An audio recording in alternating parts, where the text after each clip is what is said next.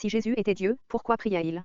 S'adressait-il à lui-même? Pour comprendre pourquoi Jésus, Dieu venu sur terre, priait son Père céleste, nous devons commencer par comprendre que la relation entre le Père éternel et le Fils éternel est également éternelle et existait déjà avant que Jésus ne prenne chair. Jean 5.19-27 Jésus reprit donc la parole, et leur dit, en vérité, je vous le dis, le Fils ne peut rien faire de lui-même, il ne fait que ce qu'il voit faire au Père, et tout ce que le Père fait, le Fils aussi le fait pareillement. Car le Père aime le Fils, et lui montre tout ce qu'il fait, et il lui montrera des œuvres plus grandes que celles-ci, afin que vous soyez dans l'étonnement. Car, comme le Père ressuscite les morts et donne la vie, ainsi le Fils donne la vie à qui il veut. Le Père ne juge personne, mais il a remis tout jugement au Fils afin que tous honorent le Fils comme ils honorent le Père. Celui qui n'honore pas le Fils n'honore pas le Père qui l'a envoyé. En vérité, je vous le dis, celui qui écoute ma parole, et qui croit à celui qui m'a envoyé, a la vie éternelle et ne vient point en jugement, mais il est passé de la mort à la vie. En vérité, je vous le dis, l'heure vient, et elle est déjà venue, où les morts entendront la voix du Fils de Dieu, et ceux qui l'auront entendu vivront.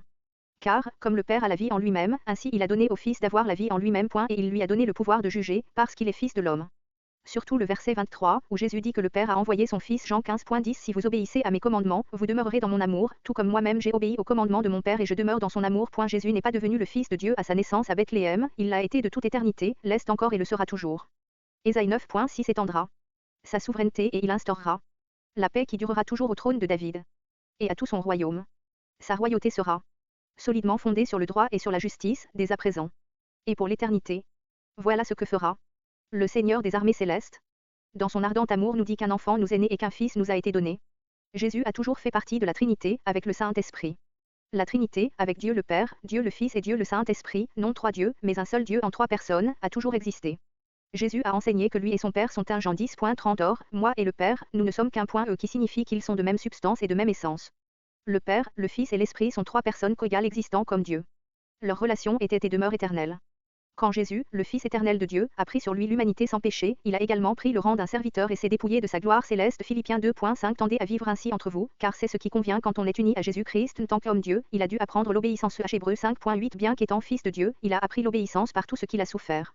Son Père alors qu'il était tenté par Satan, accusé à tort par des hommes, rejeté par son peuple et finalement crucifié. Il a demandé à son Père céleste la puissance, on ôta donc la pierre. Alors Jésus, tournant son regard vers le ciel, dit, Père, tu as exaucé ma prière et je t'en remercie. Et la sagesse marque 1.35 Le lendemain, bien avant l'aube, en pleine nuit, il se leva et sortit. Il alla dans un lieu désert pour y prier. Sa prière manifeste sa dépendance de son Père, dans son humanité, pour accomplir son plan de rédemption, comme en témoigne sa prière sacerdotale en Jean 17, qui montre qu'il est en fin de compte soumis à son Père, qui voulait qu'il aille à la croix pour payer le prix de notre désobéissance à la loi de Dieu, la mort. Matthieu 26.31 Jésus leur dit alors, cette nuit, ce qui m'arrivera vous ébranlera tous dans votre foi. En effet, il est écrit, je frapperai le berger, et les brebis du troupeau seront dispersées. Ésaïe sûr, il est physiquement ressuscité afin d'obtenir le pardon et la vie éternelle pour ceux qui se repentant de leurs péchés et qui croient en lui comme leur sauveur. Le fait que Dieu le Fils de Dieu ait prié ou parlé à son Père ne pose aucun problème. Comme mentionné précédemment, ils avaient une relation éternelle, bien avant que Christ ne devienne un homme. Cette relation est décrite dans les évangiles pour que nous puissions voir comment le Fils de Dieu, dans son humanité, a accompli la volonté de son Père afin de racheter ses enfants.